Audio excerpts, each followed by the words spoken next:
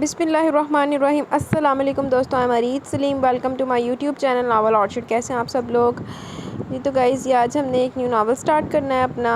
तो ये जो नावल है ये बेसिकली तौर पे शॉर्ट नावल है, मतलब 2 से 3 पार्ट में, 2 पार्ट में इंशाल्लाह ये एंड हो जाएगा। ठीक है, 2 पार्ट में। हाँ जी, शॉर्ट नावल्स की भी आ रही थी फरमाइश, तो ये शॉर्ट नावल है। आयशा समथिंग नेम है शायद उनका जिनकी आई है। तो नावल स्टार्ट करते हैं, लेकिन इसकी थीम को भी डिस्कस करते हैं, लेकिन इससे पहले कि हम वो अपने प्यारे प्यारे लिसनर्स के कमेंट्स की तरफ चलते हैं। जी तो पहला कमेंट है तैयबा का। वालेकुम अस्सलाम, अल्हम्दुलिल्लाह मैं ठीक हूँ। इट्स ओके, जब आपको टाइम मिले, आप फ्री हो, आप ज़रूर लास्ट 2 एपिसोड सुन लीजिएगा और फिर कमेंट भी ज़रूर कीजिएगा, मुझे इंतज़ार रहेगा। और आमीन, ऐसी दुआओं में याद रखें। अच्छा यार, वो मुझे आप लोगों से एक बात करनी थी कि अभी ना पता नहीं वो ये यूट्यूब का फ़ीचर अपडेट हुआ है, तो मुझे ना सही नाम नहीं पता चल रहे, मतलब जो आईडीज़ के नेम है ना वो ऐड से शो हो रहे हैं। तो अभी तो मैं फिर वही पढ़ूँगी ना, क्योंकि आज बड़ी मुश्किल से मैंने ये नेमिंग वाला निकाला सिलसिला। तो अगर किसी की आईडी पे उसका नेम ना लिखा हो, क्योंकि वो ऐड जो है ना वो शो हो रहा है मुझे, तो अगर किसी की आईडी पे उसका नाम ना लिखा हो तो वो काइंडली अपना ना कमेंट में नेम भी मेंशन कर दिया करे, ताकि भी पता चले। या अगर वैसे नहीं भी करेगा तो मुझे कोई इशू नहीं है, बस वो इसलिए मैं कह रही थी कि वो पता नहीं चलता ना फिर किसका कमेंट है। ये देखें, ये सबा मलिक, ये मलिक सबा का कमेंट है, लेकिन ये भी मुझे आज पता चल रहा है। तो अभी लेकिन शो में ना ये विजिबिलिटी में यही हो रहा है, ऐड और फिर वो आगे पूरा नेम। तो लेकिन ये उनका ही कमेंट है जिनका डेली कमेंट आता है। अल्हम्दुलिल्लाह मैं बिल्कुल ठीक हूँ, आमीन। बस आपकी दुआओं की ज़रूरत है, दुआओं में याद रखा करें हमेशा।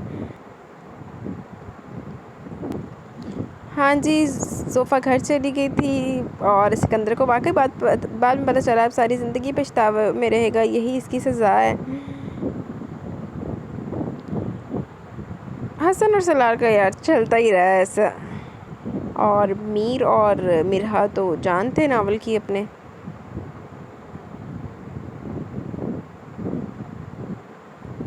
आसिया बेगम यही जी, आसिया बेगम अपनी जगह पे बिल्कुल ठीक थी। जो हिफ्ज़ा बेगम थी वो यही डिज़र्व करती थी, वो मोरे भी यही डिज़र्व करती थी, शाह बीबी जो थी। तो होर की मैं तो पहले कह रही सी हसन ते सड़ के अपना नाश किया है, तो काला तो होना ही सी ना। हाँ जी, मोरे के लिए यही बोलेंगे कि मकाफ़ात अमल दुनिया में लोग भुगत के जाते हैं। और राइटर ने वाकई बहुत बखूबी तरीके से नावल को कवर किया। जी नेक्स्ट कमेंट है शेख सुज़ैन का। शेख सुज़ैन की भी वो हैं, अभी ये भी पिछले नावल पे ही हैं, वो वाले सबरेज़ वाले और लिशा वाले नावल पे। इनका कमेंट भी एज़ यूजुअल लॉन्ग और काफ़ी अच्छा है। बस यार सुज़ैन जो हमारी बाज़गा थी ना, वो थोड़ी अकल पैदल सी, तो उन्हें समझ नहीं आया कि मैं की कर बैठी। और आगे से उसके बस भाई भी जज्बाती हो गए, तो वो आगा जान ने रोक लिया। अली वाकई बड़ा नाजुक मिजाज निकलिया कि सीधा ही जाकर बीमार पै गया। ये तो वो साहब हो गया, मैंने ना कुछ कही नहीं तो मैं बीमार हो जाऊँ, तो ये वही साहब हुआ, अली जाके बीमार पड़ गया। अच्छा, आपको लास्ट पार्ट बहुत अच्छा लगा? वेरी, हाँ जी, वो काफ़ी अच्छे का मज़े का था जी। हाँ जी ज़हरा, इंशाल्लाह आपको आगे भी बेहतरीन नावल्स ही मिलेंगे। और अस्मा दिल ने भी एज़ यूजुअल आपको एंडिंग पसंद आई, बड़ी अच्छी बात है। वालेकुम अस्सलाम नियाब रिज़वान, अल्हम्दुलिल्लाह मैं बिल्कुल ठीक हूँ, आप सुनाएं, आप कैसी हैं?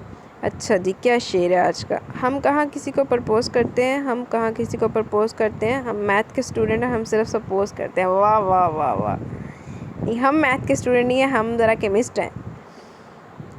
अच्छा जी, ऐसे ही है यार, बहुत अच्छा हुआ, सिकंदर के साथ यही होना चाहिए था।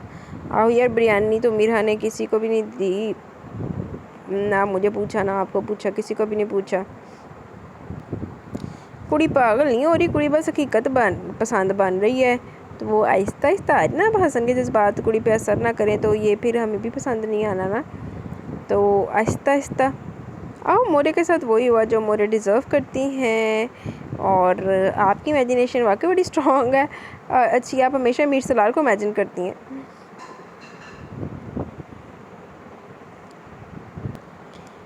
روشی کا کیا ہوا؟ روشی کا وہ انجام کٹ پڑا ہوا ہے، پورے وہ بےزتی ہوئی اس کی اتنی، سب کے سامنے اس کو معافی مانگنی پڑی، یہی اس کا انجام تھا کہ اس نے وہ کسی کے لیے کیا تھا تو وہ خود اس کے اپنے آگے بھی آ گیا۔ اور اچھا، آپ نے بی جان کے ساتھ 2-4 ٹھمکے لگانے تھے، لگا لو جی، حسن کی شادی ہے، کوئی مذاق تھوڑی ہے۔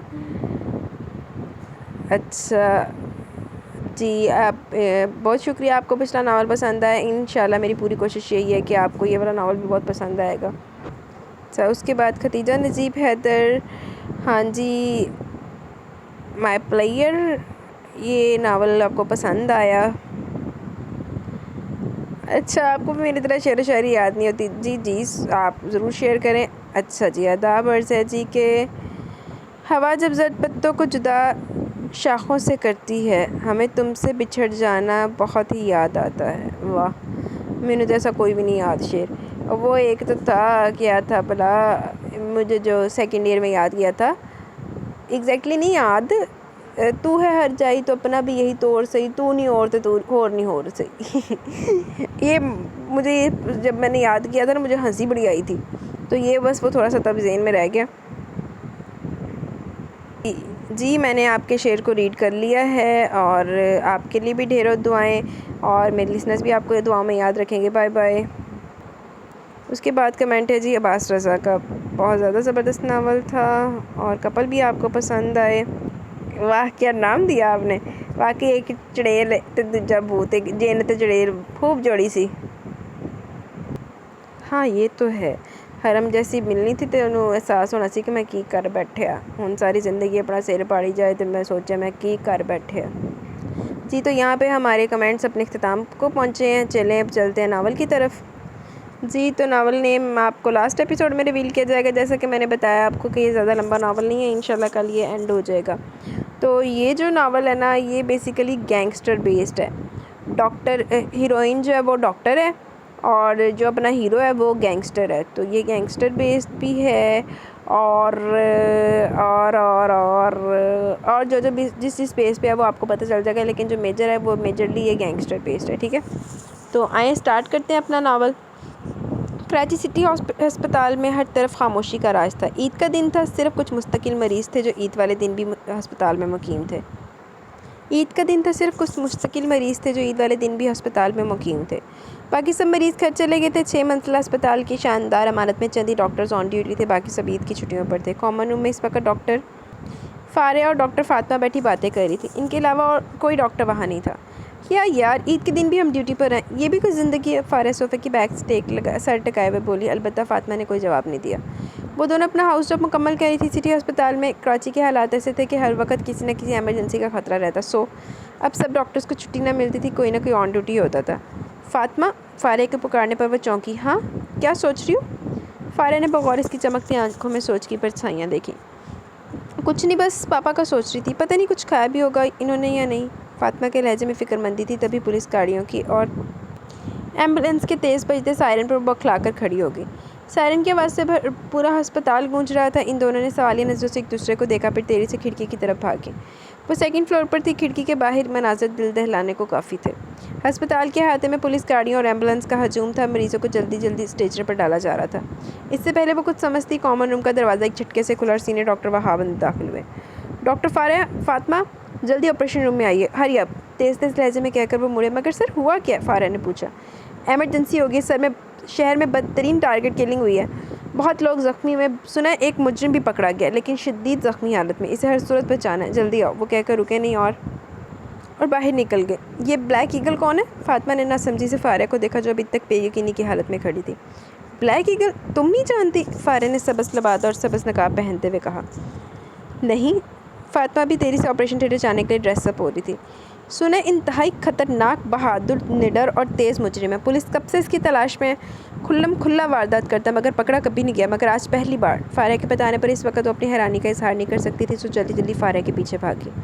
ہر طرف بھگدڑ مچی ہوئی تھی، سارے آن ڈیوٹی ڈاکٹرز زخمیوں کا علاج کر رہے تھے۔ آپریشن روم کے باہر پولیس کی بھاری نفری موجود تھی، وہ دونوں تیزی سے آپریشن روم میں داخل ہوئی، جہاں ڈاکٹر وہاب اسٹریچر پر لیٹے وجود پر جھکے ہوئے تھے۔ سبز روشنیوں تلے لیٹا لمبا چوڑا وجود بالکل صاف تھا۔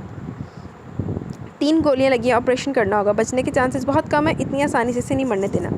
ڈاکٹر وہاب ان دونوں سے مخاطب ہوئے. وہ اینستھیسیا دے چکے تھے شاید. وہ بے ہوش پڑا تھا. آپریشن شروع ہو چکا تھا. ڈاکٹر وہاب اور فارہ کے ہاتھ بہت تیزی سے چل رہے تھے. البتہ فاطمہ گمسم سی کھڑی سلیٹے وجود کو دیکھ رہی تھی. 6 فٹ سے نکلتے قد کی وجہ سے پاؤں بیڈ سے باہر نکل رہے تھے. کثرتی جسم اور چہرے پر چھائی معصومیت، بند آنکھیں اور بے حد لمبی گھنی پلکیں. اس نے کبھی کسی مرد کی اتنی لمبی پلکیں نہیں دیکھی تھی. کھڑی ناک عجیب سی مغروریت پیدا کر رہی تھی، یوں جیسے کوئی بادشاہ بے بس پڑا ہو. کیا اتنے خوبصورت و معصوم ہوتے ہیں مجرم؟ آپریشن 'ਚ ਧਿਆਨ ਦੇ ਲਾ ਡਾਕਟਰ ਸਾਹਿਬਾ, ਤੁਹਾਡਾ ਧਿਆਨ ਆਪਰੇਸ਼ਨ ਤੋਂ ਇਲਾਵਾ ਹਰ باقی ਮੁੰਡੇ 'ਚ بہتا. فاطمہ خون روکو. ڈاکٹر وہاب کے چلانے پر وہ اپنے حواسوں میں آئی اور تیزی سے کاٹن رکھنے لگی. مگر 5 منٹ بعد جب آپریشن ابھی جاری تھا، اس کے بے بس وجود کو ایک جھٹکا لگا اور تھوڑی سی حرکت ہوئی. اس کے بے ہوش وجود میں حرکت ہو رہی تھی. نتنے پھول اور پچک رہے تھے. یہ کیسے ہو سکتا ہے؟ میں نے اسے خود 3 گھنٹوں کے لیے اینستھیسیا دی ہے. پھر یہ کیسے ہوش میں آ سکتا ہے؟ حیرت کی شدت سے ڈاکٹر وہاب کی آنکھیں پھٹنے کو تھی. اب حرکت تیز ہو چکی تھی. اینستھیسیا دو جلدی، ڈاکٹر وہاب چلائے. کمپاؤنڈر تیزی سے انجیکشن بھرنے لگا. مگر سر، مزید اینستھیسیا تو خطرناک ہوگا، اس کی ڈیتھ بھی ہو سکتی ہے. پہلی بار فاطمہ نے زبان کھولی. اس کے علاوہ اب کوئی چارہ نہیں ہے. بچ گیا تو خوش نصیب ہوگا. وہ انجیکشن بازو میں لگاتے ہوئے بولے. حرکت بند ہو گئی تھی. وہ ایک بار پھر بے ہوش ہو چکا تھا. پھر 3 گھنٹوں کے طویل ترین آپریشن کے بعد معجزاتی طور پر وہ بچ گیا. 3 گولیاں اس کے جسم سے نکال دی گئی تھی. واہ، بڑا ٹھیک بندہ. حیرت انگیز قوت مدافعت کا یہ میں نے آج سے پہلے کبھی کسی میں اتنی ویل پاور نہیں دیکھی. ڈاکٹر وہاب نقاب اتارتے ہوئے ٹھنڈے لہجے میں بولے. خیر ڈاکٹر فاطمہ، چکر لگاتی رہیے گا یہاں. مزید آدھے گھنٹے تک اسے ہوش آ جائے گا. ڈاکٹر ڈرنے کی ضرورت نہیں ہے، باہر پولیس کی بھاری نفری موجود ہے. وہ ہدایت دیتے ہوئے باہر چلے گئے. پیچھے وہ اور فارہ تھی، جبکہ ڈاکٹر وہاب باہر پولیس اور میڈیا کو بریف کر رہے تھے. حیرت ہے ویسے، 3 گولیاں اور اینستھیسیا کی اتنی زیادہ مقدار کا بھی کوئی اثر نہیں ہوا اس پر. فاطمہ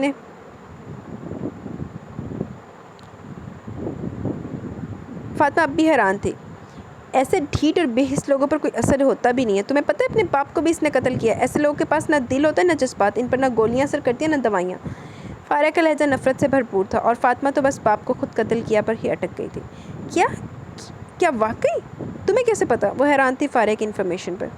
کس دنیا میں رہتی ہو تم فاطمہ؟ کچھ ارد گرد کی بھی خبر لیا کرو. 3 سال پہلے بہن اور باپ کو قتل کرنے کے جرم میں اسے قید ہوئی تھی، مگر یہ جیل سے بھاگ گیا. جن کے لیے کام کر انہی لوگوں نے اسے وہاں سے فرار کروایا تھا. ان 3 سالوں میں اس نے کتنے جرائم کیے، کتنے بینک لوٹے، کتنا بھتہ لیا، یہ تو گنا ہی نہیں جا سکتا. ہر جگہ یہ اپنا نشان چھوڑ کے جاتا ہے. Black eagle. وہی بلیک ایگل کا ٹیٹو اس کے بازو پر بھی بنا ہے. اصل نام تو کچھ اور ہے، مگر بلیک ایگل کے نام سے مشہور ہے. فارہ نے بڑی انفارمیشن رکھی. فارہ نے اب تفصیل سے بتایا. فاطمہ کو بے اختیار گھن آنے لگی. اس کو مر ہی جانا چاہیے تھا. کیوں بچایا اسے؟ وہ بھی نفرت سے بولی. نہیں، اگر یوں مر جاتا تو یہ بہت آسان موت ہوتی اس کی. فارہ کے کہنے پر اس نے زور زور سے سر ہلایا. پھر وہ دونوں ہی باہر نکل گئے. چھٹی کا دن ایسا ہی ہوتا تھا جیسے کوئی خوشخبری. وہ بھی کافی دیر سے سو کے اٹھا، پھر فریش ہو کر نیچے آ گیا. جہاں زہرا مشین لگا کر بیٹھی تھی، آدھے سے زیادہ کپڑے دھل چکے تھے. زنیرہ پڑھ رہی تھی. اسے دیکھ کر دونوں مسکرائیں.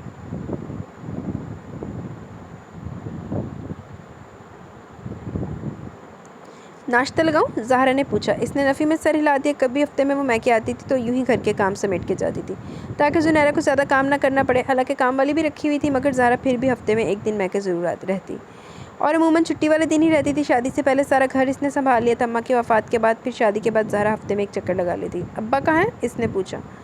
بیٹھک میں ہے، زہرا نے جواب دیا. ناشتہ کر لو، کتنے کمزور ہو گئے تم. ٹھیک سے کھاتے پیتے نہیں ہو ہے نا؟ اس نے اب پھر ٹوکا. وہ مسکرا دیا. میں ٹھیک سے کھاتا ہوں زہرا، تمہاری نظر کمزور ہو گیا. عدیل بھائی سے کہہ کر چیک کروانا، پھر چشمہ لگا کر مجھے دیکھنا. بالکل فٹ اور ٹھیک نظر آؤں گا میں. وہ وہیں برآمدے میں کرسی کھینچ کر بیٹھ گیا. ہاں، اڑا لو مذاق، اور تو کوئی کام نہیں ہے. زہرا نے منہ بنایا. وہ ہنس پڑا. میری چھوٹی نے ٹاپ کرنا ہے اس پر. اس نے اب زنیرہ کے سر پر چپت لگائی جو رٹے لگانے میں مصروف تھی. انشاءاللہ. وہ بھی پرعزم لہجے میں بولی. وہ دونوں ہنس پڑے. ساتھ کہاں ہے؟ اس اب کے بھانجے کا پوچھا. سو رہا ہے ابھی تو. نہ ہی جگانا، پھر تنگ کرے گا، کوئی کام نہیں کرنے دے گا. زہرا نے منع کیا. بیٹے کو جگانے سے وہ سر ہلاتا بیٹھک کی طرف مڑا. کہاں جا رہے ہو؟ ناشتہ تو کر لو. زہرا نے پھر پکارا. نہیں کرنا ہوا تو خود کر لوں گا. وہ نظر انداز کرتا بیٹھک میں آگے، پھر دروازے پر ہی رک گیا. ابا کے پاس 15-16 لوگ بیٹھے تھے محلے کے. وہ بھی وہیں بیٹھ گیا. اتنا مصروف رہتا تھا کہ کم ہی موقع ملتا تھا ابا کی خوبصورت باتیں سننے کا. 2 بہنوں کے ساتھ ان کی چھوٹی سی فیملی مکمل تھی. زہرا بڑی تھی، پھر وہ تھا، پھر زنیرہ. زہرا نہ صرف بڑی بہن تھی بلکہ اس کی سب سے اچھی دوست بھی تھی، اور ابا بھی. ابا پولیس انسپیکٹر تھے، مگر ساری زندگی اپنا دامن حرام سے بچا کر رکھا تھا. اس لیے وہ اپنے ہم منصبوں سے بہت پیچھے رہ گئے. نہ اچھا گھر بنا سکے، نہ کار، نہ بینک بیلنس. لیکن اپنے بچوں میں انہوں نے یہی ایمانداری، خلوص، نرمی اور سادگی کوٹ کوٹ کر بھرتی تھی. اس عمر میں بھی وہ اپنے فرائض کی ادائیگی میں ایسے ہوشیار تھے جیسے جوانی میں محلے میں ان سے زیادہ کسی کو بھی قابل اعتبار نہ سمجھا جاتا. لوگ ان کے پاس آتے اور مسئلے حل کرواتے، نہ صرف مسئلے حل کرواتے بلکہ ان کی خوبصورت باتوں سے بھی لطف اندوز ہوتے۔ وہ کوئی عالم نہیں تھے، نہ ہی اسکالر، بس ایک سادہ آدمی، مگر اس سادگی میں بھی علم کا سمندر چھپا تھا۔ اس کے ابا اس کے آئیڈیل تھے، وہ انہی جیسا بننا چاہتا تھا۔ اس وقت وہ ایم ایس سی کیمسٹری کا اسٹوڈنٹ تھا۔ او واہ، یہ تو میرے ڈپارٹمنٹ کا نکلا۔ یونیورسٹی سے آ کر ایک ورک شاپ پر پارٹ ٹائم جاب کرتا تھا۔ اپنی پڑھائی کا بوجھ وہ خود اٹھاتا، زندگی بڑی سہل گزر رہی تھی۔ اسے پیچھے بیٹھتے دیکھ کر ابا چونکے، پھر ساتھ والے کی طرف متوجہ ہو گئے۔ مگر گناہ کیوں انسان کو شدت سے اپنی طرف کھینچتا ہے؟ گناہ سے بچنا ناممکن کیوں ہے؟ گناہ سے پناہ کیوں نہیں ملتی؟ وہ آدمی کہہ رہا تھا، وہ بھی سیدھا ہو کر بیٹھ گیا۔ گناہ ایک فطرتی چیز ہے، اور فطرت سے کون بھاگ سکتا ہے؟ ابا مسکرا کر بولے، مگر رضوی صاحب بھاگیں گے نہیں تو بچیں گے کیسے؟ یہ تو ہمیں جہنم میں کھینچ کر لے جائیں گے۔ وہ آدمی دوبارہ بولا۔ ابا اب بھی مسکرا رہے تھے۔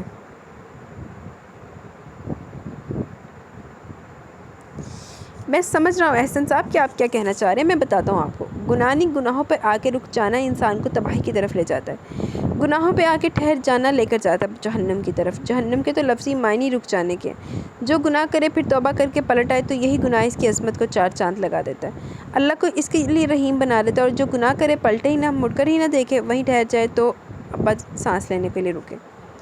ٹھہر جانا تباہی ہے، رک جانا ہی موت ہے۔ سانس رک جائے جسم کی موت، دھڑکن رک جائے تو دل کی تباہی۔ مومن اپنی زندگی میں کبھی نہیں رکتا، گناہ کر کے پلٹ آتا ہے۔ وہ ایک نیکی پر بھی نہیں رکتا، آگے بڑھتا چلا جاتا ہے۔ مومن کی زندگی میں چلنا لکھا ہے، موت تک کی مسافت ہے، آرام نہیں۔ آرام اور سکون دنیا میں اس کے لیے تباہی ہے۔ ہاں، یہ نعمتیں اسے اخروی زندگی میں ہمیشگی کے ساتھ دی جائیں گی۔ آخرت میں اہمیت ہی ہمیشگی والے اعمال کی ہے۔ جس نے ہمیشہ گناہ کیے، گناہ پر جمع رہا، رکا رہا، تو پھر یقیناً اس کے لیے حاوی ہے، آگ ہے۔ گناہ گار دنیا میں بھی جلتا ہے، اس کا ضمیر اسے جلاتا ہے، وہ آخرت میں بھی جلتا ہے، جلنا اس کا مقدر ہے۔ ان کی آنکھیں اب نم ہو چکی تھی، ہر کوئی عقیدت سے انہیں دیکھ رہا تھا اور وہ فخر سے دیکھ رہا تھا۔ اس سے فخر تھا کہ وہ عرفان رضوی کا بیٹا تھا، ایک عام مگر ایماندار پولیس انسپکٹر کا۔ کچھ دیر بعد آہستہ آہستہ لوگ نکلتے چلے گئے، پھر صرف وہ اور ابا رہ گئے کمرے میں۔ کچھ دیر اور آرام کر لیتے تم، ایک دن ہی تو ملتا تمہیں چھٹی کا، ابا فکر مندی سے بولے۔ رات کے تو وہ تھکا ہارا آتا تھا، صبح سویرے پھر چلا جاتا۔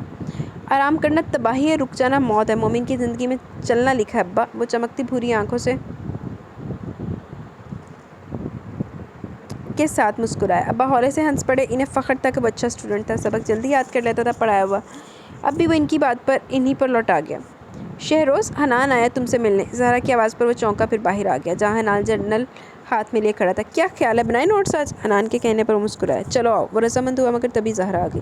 پہلے ناشتہ کر لو، اور تم بھی حنان، مجھے پتہ تم نے بھی نہیں کیا ہوگا۔ زہرا کے کہنے پر وہ دونوں ہنس پڑے۔ ٹھیک کہہ رہی ہیں آپ، میں نے واقعی ناشتہ نہیں کیا۔ اس نے مان لیا۔ زہرا مسکراتی ہوئی اندر چلی گئی ناشتہ لگانے۔ کڈا خیال ہے زہرا نو۔ آئی سی یو میں شفٹ کر دیا گیا تھا اسے۔ آپریشن کے 1 گھنٹے بعد وہ بس بے ہوش تھا۔ پولیس اب بھی وارڈ کے باہر تھی۔ فاطمہ گاہیں بگاہیں چکر لگا رہی تھی۔ اس وارڈ میں بلیک ایگل کے علاوہ 2 اور مریض تھے، دونوں کوما میں تھے۔ فاطمہ اندر آئی تو کمپاؤنڈر تلاوت لگا رہا تھا۔ یہ روز کی روٹین تھی، ان دونوں کومے میں گئے مریضوں کو روز 2 گھنٹے قرآن پاک کی تلاوت سنائی جاتی تھی۔ فاطمہ بلیک ایگل کا باڈی ٹیمپریچر دیکھنے لگی، جو نارمل تھا، مگر وہ ہوش میں نہیں آ رہا تھا۔ سورۃ الزمر کی تلاوت شروع ہوئی تو بلیک ایگل کے جسم کو جھٹکا لگا۔ ان اللہ یغفر الذنوب جمیعا، اب کہ اس کے جسم میں حرکت شروع ہو گئی۔ فاطمہ نے بے اختیار طویل سانس لی۔ شکر ہے وہ ہوش میں آ رہا تھا۔ اس نے چھپ کر اس کی آنکھوں کو کھولنا چاہا، مگر اب کہ وہ خود جھٹکے سے پیچھے ہو گئی۔ بند آنکھوں سے آنسو نکل کر گالوں پر پھیل رہے تھے۔ وہ ساکت ہو گئی۔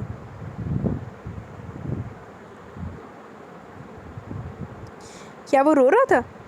اے لوگوں جو اپنی جانوں پر ظلم کر بیٹھے ہو، اللہ کی رحمت سے نا امید نہ ہونا۔ آنسوں میں تیزی آ گئی۔ بے شک اللہ سارے ہی گناہ معاف کر دیتا ہے۔ اب کہ اس کے منہ سے سسکی نکلی۔ وہ دونوں ہاتھ منہ پر رکھے اسے دیکھ رہی تھی، اس کی بند آنکھوں سے بے تحاشا نکلتے آنسوؤں کی جھڑی دیکھ رہی تھی۔ وہ نیم بے ہوش تھا، اس کے ہونٹ ہل رہے تھے، وہ کچھ کہنا چاہ رہا تھا۔ فاطمہ قریب ہوئی۔ وہ لاشعوری طور پر بول رہا تھا، بے خبری کی حالت میں سر ہلا رہا تھا۔ اللہ۔ اب کہ اس کے منہ سے سسک کر اللہ نکلا۔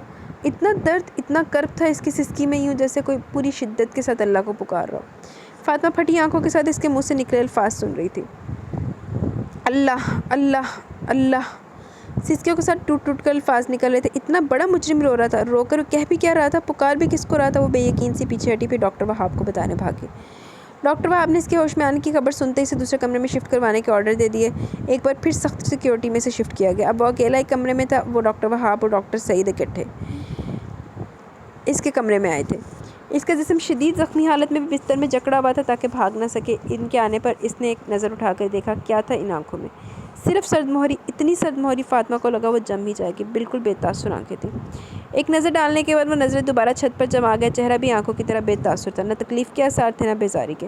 کیسا محسوس کر رہے ہو اب؟ ڈاکٹر وہاب نے پروفیشنل لہجے میں پوچھا۔ کوئی جواب نہیں آیا، وہ چپ تھا، یوں جیسے سنا ہی نہ ہو۔ دیکھو بتاؤ ہمیں کہ کیسا محسوس کر رہے ہو تاکہ ہمیں پتہ لگے کہ تمہیں کتنی دیر لگے گی ٹھیک ہونے میں۔ ڈاکٹر سعید نے آگے ہو کر اسے ہلایا، اس نے اب بھی جواب نہ دیا، منہ پر نو لفٹ کا بورڈ لگا۔ تینوں ڈاکٹرز نے ایک دوسرے کے ساتھ نظروں کا تبادلہ کیا، پھر تینوں نے ہونٹ بھینچ لیے۔ دروازہ کھول کر ایک وجیز سا شخص اندر داخل ہوا، ایس پی شاہ زیب۔ آنے والے نے اپنا تعارف کروایا اور ڈاکٹر وہاب سے تفصیل پوچھی۔ اس کا منہ کھلوانا میرا کام ہے ڈاکٹر، یو ڈونٹ وری، آپ جا سکتے ہیں، جو یہاں آن ڈیوٹی ہے وہ بے شک موجود رہیں، باقی آپ آرام کریں۔ ایس پی مسکرا کر بولا تو ڈاکٹر وہاب اور ڈاکٹر سعید باہر چلے گئے۔ فاطمہ وہیں رہ گئی کیونکہ وہی آن ڈیوٹی تھی۔ شاہ زیب حسن نے ایک نظر اس تھان پان سی لڑکی پر ڈالی۔ آپ کی ڈیوٹی ہے یہاں؟ وہ نرمی سے بولا۔ جی، اس نے آہستگی سے کہا۔ وہ سر ہلاتا بلیک ایگل کی طرف مڑا جو اب بھی چھت پر ہی دیکھ رہا تھا۔ دیکھو ایگل، آخر کار میں نے تمہیں پکڑ ہی لیا۔ قانون کے ہاتھ بہت لمبے ہوتے ہیں، کبھی نہ کبھی مجرم تک پہنچ ہی جاتے ہیں۔ صحیح کہہ رہا ہوں نا میں؟ ایس پی طنزیہ لہجے میں اس سے مخاطب تھا۔ فاطمہ چپ بیٹھی ان دونوں کو دیکھ رہی تھی۔ بلیک ایگل نے چھت سے نظر ہٹا کر ایس پی پر ڈالی، پھر بولے بنا منہ پھیر لیا۔ ایس پی کا منہ اس بےعزتی پر سرخ ہو گیا تھا۔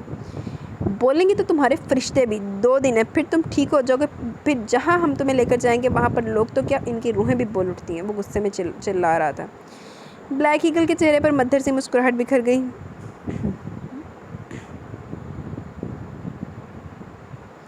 خوبصورت مسکراہٹ، وہ حیران کھڑی سے مسکراتا دیکھ رہی تھی۔ بولا وہ اب بھی نہیں تھا، صرف مسکرایا تھا ایس پی کی بات پر۔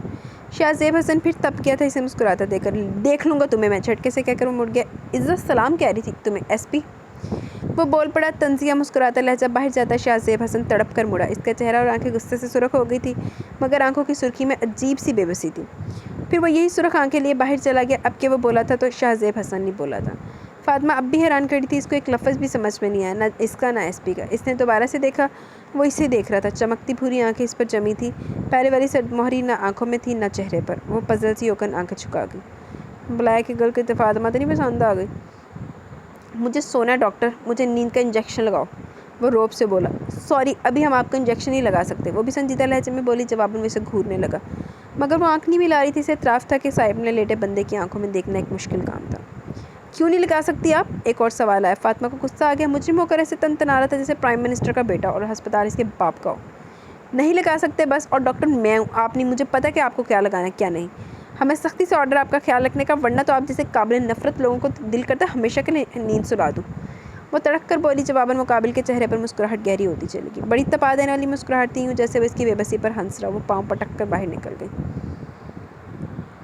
فاطمہ تڑپ تڑپ کے تو اپنی کمزوری آپ بلیک ایگل دے ہتھے دے رہی ہیں، کمینہ، دل ہی دل میں سے گالیاں دیتی وہ کامن روم کی طرف آ گئی۔ شہروز ابا کے پکارنے پر مڑا۔ جی ابا، بابو کے گھر تک چلو گے میرے ساتھ؟ بابا، ابا کے پوچھنے پر وہ حیران ہوا۔ بابو، وہ گنڈا؟ آپ کیوں جا رہے ہیں وہاں؟ وہ اچھا آدمی نہیں ہے، بے اختیار اس کے منہ سے نکلا، مگر ابا کے چہرے پر ناگواری کے تاثرات پھیل گئے۔ تم کیسے کہہ سکتے ہو کہ وہ اچھا آدمی نہیں ہے؟ کیا سند ہے تمہارے پاس؟ وہ ناگواری سے بولے۔ شہروز شرمندہ ہو گیا۔ اس کی شہرت اچھی نہیں ہے بابا، اس نے آہستگی سے کہا، اور وہ صحیح کہہ رہا تھا۔ محلے میں اس کی کارروائیاں مشکوک تھی، پتہ نہیں کیا کام کرتا تھا کیا نہیں، رہتا خوب ٹھاٹ پاٹ سے تھا، 2 بار گرفتار ہو کر ابا کی جیل میں گیا تھا۔ پھر بھی ابا، شہرت تو پولیس کی بھی اچھی نہیں ہے، تو پھر تو میں بھی اچھا آدمی نہیں، کیونکہ میں پولیس والا ہوں۔ ابا نے اسے لاجواب کر دیا۔ وہ ہونٹ بھینچ گیا۔ وہ بیمار ہے، مزاج پرسی کرنے جانا ہے۔ جب عیادت کے لیے جاتے تو مریض کی عادت نہیں دیکھتے، حالت دیکھتے ہیں۔ ایک مسلمان کی عادت دوسرے مسلمان پر اس کا حق ہے، اور جو حق نہ دے وہ لوگ اللہ کو پسند نہیں۔ اب کہ وہ نرمی سے سمجھا رہے تھے، وہ مسکرا دیا۔ چلیں ابا، اس نے سر ہلا کر رضامندی دی اور ساتھ چل پڑا۔ بابو انہیں دیکھ کر حیران رہ گیا۔ السلام علیکم ورحمۃ اللہ وبرکاتہ، ابا نے کھنکار کر سلام کیا۔ بابو حیران سا انہیں بیٹھا رہا تھا۔ کیسے ہو میاں؟ ابا نے پوچھا۔ ٹھیک ہوں رضوی صاحب، آپ یہاں؟ معاف کیجیے گا، مجھے آپ کے آنے کا مقصد سمجھ نہیں آیا، وہ سنجیدہ لہجے میں بولا۔ ابا مسکرا دیے۔ وردی کے بغیر آئے ہوں تو بنا کسی مقصد و طلب کے ہی آئے ہوں، مقاصد تو وردی دیتی ہے، ہم تو تمہاری طبیعت کا حال پوچھنے آئے تھے۔ سنا ہے بیمار ہو؟ ابا نے نرمی سے مسکراتے ہوئے کہا۔ بابو کے چہرے پر تلخ مسکراہٹ بکھر گئی۔ میرا حال؟ اتنی کرم نوازی اور محبت ہم جیسے لوگوں کو راس نہیں آتی، ہمیں ہماری اوقات میں ہی رہنے دے۔ ہمارا تذکرہ چھوڑو، ہم ایسے لوگ ہیں جن کی نفرت کچھ نہیں کہتی، محبت مار دیتی ہے۔ بابو کا لہجہ سرد ہو گیا. ایسے نہیں کہتے بابو. ابا نے اسے روکا, پھر ہاتھ میں پکڑا ڈبہ اس کی طرف بڑھایا. بابو نے سوالیہ نظروں سے دیکھا, گویا پوچھ رہا ہو یہ کیا ہے؟ کھانا اس میں گھر کا بنا ہوا. بیماری میں باہر کا کھانا کھانا ٹھیک نہیں, اور تم ہو بھی اکیلے, گھر پر کھانا بنانے والا بھی کوئی نہیں, اس لیے میں لے آیا. انہوں نے ڈبہ اس کے پاس رکھا. بابو ایک پل کے لیے ساکت ہو گیا, پھر اس کی آنکھوں میں واضح نمی دوڑ گئی جسے وہ فوراً چھپا گیا. شکریہ, اس نے کہہ کر آہستگی سے تھام لیا. آپ تو دشمنی بھی پیار سے نبھاتے ہیں. اب کیوں مسکرا کر بولا. ابا ہنس پڑے. اس سارے عرصے میں وہ خاموش بیٹھا دونوں کو دیکھتا رہا. افسوس میں آپ کی خاطرداری نہیں کر سکتا, مگر چائے بنا سکتا ہوں, وہی بنا لیتا ہوں. بابو اٹھ کھڑا ہوا. نہیں بابو, بس ہم چلتے ہیں, میرا بیٹا ہے نا, اس کے پاس وقت نہیں ہوتا زیادہ. ابا کی باتیں, اف, وہ سمجھتے سمجھتے پاگل ہو جائے گا شاید. بابو نے ایک نظر بیٹے پر بھی ڈالی. نوجوان کھڑی ناک یوں جیسے کوئی شہزادہ ہو. باپ کی نسبت بیٹے کے چہرے پر عجیب سی بے نیازی تھی, عجیب سی کشش. اچھا بابو, خدا حافظ. اللہ خدا تمہیں صحت مند کرے اپنے لیے. انہوں نے اس سے ہاتھ ملایا, اور شہروز نے بھی ابا کی تقلید کر کے ہاتھ ملایا. وہ ہر کام ابا کی تقلید میں کرتا تھا. اس سے ہاتھ ملا کر بابو کو لگا جیسے کسی پتھر سے ہاتھ ملا لیا. بڑے سخت ہاتھ تھے. اس نے بغور شہروز کو دیکھا. ہاتھوں جیسی سختی بہرحال چہرے پر نہیں تھی, مگر اپنے باپ جیسی نرمی بھی نہیں تھی اس کے چہرے پر. محنت مشقت کرنے والے ہاتھ سختی ہوندے, اور بابو وغیرہ گنڈے وغیرہ ہاتھ ہونے. رات کو وہ گھر لوٹی. عید کا سارا دن ہسپتال میں گزر گیا تھا. گھر آتے وہ پاپا سے لپٹ گئی. پاپا نے اس کا سر چوما. آ گیا میرا بیٹا. انہوں نے اسے ساتھ لگایا. اس سے پہلے کہ وہ جواب دیتی اماں بھی آ گئیں. کہہ دو اپنے ہسپتال والوں سے, کم بخت, عید کے دن تو چھٹی دیا کریں. لے دے کے میری بیٹی کی ڈیوٹی لگا دی آج بھی. اماں شروع ہو گئی تھی. ابھی تو ماس کی گوہر فشانیاں باقی تھی. وہ اور پاپا ہنس پڑے. صحیح تو کہہ رہی ہیں اماں, آج پہلی عید تھی جب میں نے تمہارے بنا کھیر کھائی. مزہ آ گیا قسم سے تمہارا حصہ کھانے کا بھی. سیریس لہجے میں کہتا کہتا آخر میں وہ پھر شرارتی ہو گیا. فاطمہ نے بیگ کھینچ کر اسے دے مارا. دونوں جڑوا تھے, بنتی بھی خوب تھی آپس میں, اور لڑائیاں بھی خوب ہوتی تھی. ماز انجینئرنگ کے آخری سال میں تھا. اماں کھیر لے کر آئی تھی. اس کے لیے پاپا نیوز دیکھ رہے تھے. ہے کھیر میں نے بھی کھائی تھی رات کو, ابھی میں دوبارہ کھاؤں گی. بڑی قتل و غارت ہوئی ہے. عید کے دن کا بھی لحاظ نہیں. دلی پتھر ہے, پتھر لوگوں کے پاس. ساتھ ساتھ تبصرہ بھی ہو رہا تھا. شکر ہے کچھ تو کام کیا ہماری پولیس نے بھی. پاپا نے چاہ کا گھونٹ بھرا. تمہارے ہسپتال میں نا یہ انوسنٹ ڈیول. ماز نے فاطمہ کی طرف دیکھا. ہیں, کون انوسنٹ ڈیول؟ وہ چونکی. یہی بلیک ایگل, معصوم شیطان. نیوز تو صبح یہی آ رہی تھی کہ وہ شدید ترین زخمی حالت میں سٹی ہسپتال میں لے جایا گیا. ماز نے وضاحت کی تو اس نے طویل سانس لیا. ہاں ہمارے ہسپتال میں ہی ہے. میں بھی تھی آپریشن روم میں جب آپریشن ہوا, اس نے بتایا. لو, تمہیں کیا ضرورت تھی پنگا لینے کی؟ دور ہی رہو ایسے لوگوں سے. کہتے نا اپنے ڈاکٹروں کو کہ میں نہیں کرتی ایسوں کا علاج. اماں پھر شروع ہو گئی تھی, اور وہ اور ماز دونوں مسکرا دیے. ابھی تو اس نے اماں کو یہ نہیں بتایا کہ اس کے کمرے میں ڈیوٹی پر بھی وہی تھی. ہاں ماز کو اس نے بتا دیا تھا میسج کر کے. یہ اس کی اور ماز کی پرانی عادت تھی. جب بھی انہوں نے بات کرنی ہوتی اور اماں پاپا بیٹھے ہوتے تو وہ ایک دوسرے کو میسج پر بتانا شروع کر دیتے. بی کیئرفل, ماز کا اسمائل کے ساتھ رپلائی آیا. سنا اس کی شکل بہت معصوم ہے, اس لیے اسے معصوم شیطان کہتے ہیں. کیا واقعی ایسے؟ ماز کا اگلا میسج آیا. ہاں واقعی, اس نے جواب دیا. کیا مجھے دیکھنے دو گی اسے؟ اس کا اگلا میسج آیا. نہیں, وہاں تو میڈیا کو آنے کی اجازت نہیں ہے. تم کیسے آ سکتے ہو؟ اس نے جواب دیا. تم پک بنا لینا اس کی کل. ماز نے نئی ترکیب بتائی. اوکے, کل جب وہ سوئے گا تب بنا لوں گی. اس نے جواب دیا. گھر آ کر تو اس موئے کی جان چھوڑ دیا کرو. کم بخت, ہر وقت انگلیاں اسی میں گھسائے رکھتے ہو. ہائے اے ساریاں اماں دا نا, ماؤں کا یہ وہ مشترکہ دشمن فون ہمارا بیچارہ معصوم, جو پتہ نہیں جب ہم استعمال کرے ہوتے نا اتنی نگاہوں کے حصار میں ہوتا ہے نا, گھوٹتی ہوئی نگاہوں کے حصار میں, کہ اللہ پاک بس ہر کسی کے فون کو اپنے حفظ و امان میں رکھے, نہیں تو بڑی خونخوار نگاہوں کے یہ حصار میں ہوتا ہے. دونوں کو موبائل پر چکا دیکھ کر وہ غصہ ہوئی. ان دونوں نے فوراً موبائل آف کیا اور ایک دوسرے کو دیکھا, پھر ہنس پڑے. جسے کر کے دل کو دکھ نہ ہو, مجھے اس گناہ کی تلاش ہے.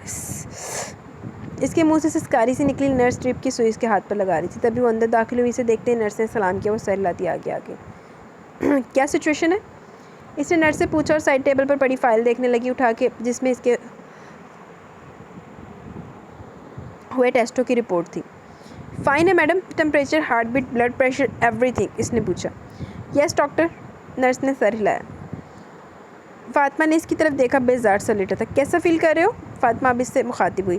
یہ کسی کو بھی جواب نہیں دیتا. ڈاکٹر بولتے ہی نہیں ہے. رات ڈاکٹر عدنان آن ڈیوٹی تھے. انہوں نے بہت سر کھپایا مگر نو رسپانس. اس کی بجائے جواب نرس نے دیا. فاطمہ نے گھور کر اسے دیکھا. ڈرامے باز کہیں کا, کل تک تو بول رہا تھا, مسکرا رہا تھا اس کے سامنے. بس فاطمہ سمجھا کرنا, ہونہار کسی کے سامنے نہیں بولتا. بند کرو ڈرامے بازی اپنی. وہ تڑک کر بولی. معصوم شیطان نے آنکھیں اٹھا کر اسے دیکھا. آنکھوں میں شرارت تھی, یوں جیسے چھیڑا ہو, کہہ رہا ہو کہ تم بلاؤ گی تو بولوں گا ورنہ نہیں. بتاؤ کیسے فیل کرو؟ درد تو نہیں ہو رہا ٹانکوں میں؟ فاطمہ چڑ گئی آنکھوں سے. ہو رہا ہے۔ وہ آرام سے بول پڑا۔ نرس نے حیران ہو کر اسے دیکھا، پھر فاطمہ کو کل ساری رات ڈاکٹر عدنان نے کوشش کر لی تھی، وہ نہیں بولا۔ ہاں ڈاکٹر عدنان ڈاکٹر فاطمہ تھوڑی ہے، ہن ہر کسی انسان نال تے نہیں نا وہ گلا بیٹھ کے گپا مار سکدا۔ اب سمجھا کرو نا نرس بی بی۔ کتنا ہو رہا ہے؟ کھنچاؤ محسوس ہو رہا ہے یا الرجی سی ہو رہی ہے یا اریٹیشن؟ فاطمہ آگے ہوئی اس کے قریب۔ کھنچاؤ، وہ سکون سے بولا۔ لگ تو نہیں رہا تھا کھنچاؤ کہیں سے؟ فاطمہ نے مشکوک نظروں سے دیکھا، چہرے پر تو اذیت کے آثار بھی نہ تھے۔ میں سچ بول رہا ہوں۔ وہ گویا اس کا چہرہ پٹ گیا، آنکھوں میں اب بھی شرارت تھی۔ کوئی پرواہ نہیں تھی، یہاں سے بچ کے بھی تو پھانسی پر چڑھنا تھا اس نے، پھر بھی کوئی پریشانی نہیں تھی، نہ ہی خوف۔ وہ چپ چاپ اس کے ٹانکے دیکھنے لگے۔ ابھی تازہ تازہ ہے نا، جبھی تکلیف ہو رہی ہے، ہو جائیں گے ٹھیک، فاطمہ نے تسلی دی۔ میری باڈی کیوں کلپڈ ہے؟ اس نے پوچھا۔ مجرموں کو باندھ کے رکھا جاتا ہے۔ وہ تڑک کر بولی، بھلا یہ بھی پوچھنے والی بات تھی؟ اوپر سے کم بخت ایسی معصومیت سے پوچھتا، واللہ پیار آتا تھا۔ وہ مسکرا دیا جواب سن کر۔ اتنے تو ساری ڈاکٹر صاحب فلیٹ ہوئی ہیں بلیک ایگل تھے۔ زخمیت کو تو باندھ کے نہیں رکھا جاتا؟ مسکراتے ہوئے پوچھا۔ فاطمہ نے گھورا، مسکراتے ہوئے اس کے دونوں گالوں پر گڑے ابھر رہے تھے۔ وہ اسیر سی ہوگی، ایک لمحے کے لیے یوں لگا جیسے قدیم دور میں چلی گئی، یوں جیسے سامنے کوئی یونانی دیوتا کھڑا اور وہ ایک عام سی پجارن جو کچھ نہ بول سکے۔ وہ سیر زدہ سی دیکھ رہی تھی، مقابل کے ہونٹوں کے اوپر مسکراہٹ گہری ہوتی چلی گئی۔ وہ تو بنا کچھ کہے مسکرا کر اسے جیت گیا تھا، ادھر سے سارے ہتھیار آزما کر بھی وہ ہار گئی تھی۔ دیکھو ساڈی تے ڈاکٹر صاحب بھائی پہلے ہتھیار پہلے ہی وری دے وچ ہی کلین بولڈ ہو گئی۔ دوسری ملاقات میں ڈاکٹر صاحبہ کی کہانی گول ہے۔ واپس آ جائیں بلا کر اس نے کہا تو وہ جھٹکے سے حواسوں میں لوٹی، آنکھیں اس کی آنکھوں میں ملی، اس کی آنکھیں بھی مسکرا رہی تھی اپنی فتح پر۔ وہ شرمندگی سے آنکھیں چرا گئی، باندھنے کی بات کرتے کرتے وہ باندھ گیا تھا اسے۔ پولیس کھڑی ہے باہر؟ وہ پوچھ رہا تھا۔ مجھے نہیں پتا۔ فاطمہ نے خود کو کمپوز کیا، وہ اسے جواب دینے کی پابند نہیں تھی۔ وہ انجیکشن لگا رہی تھی۔ میں سونا نہیں چاہتا۔ وہ انجیکشن دے کر منہ بنا رہا تھا۔ نخرے تو دیکھو سرکار کے، اٹھ کر جیل جانا تھا اور نخرے ایسے تھے جیسے صدر مملکت کی سیٹ پر بیٹھا ہو۔ تمہارے چاہنے یا نہ چاہنے سے مجھے کوئی مطلب نہیں ہے۔ وہ غصہ ہوئی، کچھ دیر پہلے ہوئی ہونے والی شرمندگی کا غصہ نکل رہا تھا۔ وہ سب سمجھ رہا تھا، چہرہ خاموش تھا، آنکھیں بول رہی تھی، سرگوشیاں کر رہی تھی کہ میں جانتا ہوں، سب جانتا ہوں۔ کچھ ہی دیر میں بعد وہ غافل ہو گیا۔ بے خبر وہ چپ چاپ کھڑی اس معصوم شیطان کو دیکھتی رہی، سوتے ہوئے بھی اور معصوم لگ رہا تھا۔ چہرے پر وہی ازلی سکون، نہ ڈر نہ خوف۔ اس نے ایک نظر بیرونی دروازے پر ڈالی، پھر آہستہ سے موبائل نکال کر کیمرہ آن کیا اور تصویر بنا لی، پھر فوراً کمرے سے نکل کے دل دھڑ دھڑ کر رہا تھا۔ آج لیب نہیں جانا تم نے؟ وہ یونیورسٹی کے گراؤنڈ میں بیٹھا تھا جب حنان نے اس کا شانہ ہلایا۔ جانا ہے؟ اس نے فوراً کہا اور اٹھ کھڑا ہوا۔ لیب میں داخل ہوتے لڑکی کی خود پر اٹھتی نگاہیں دیکھ کر وہ نظریں جھکا گیا۔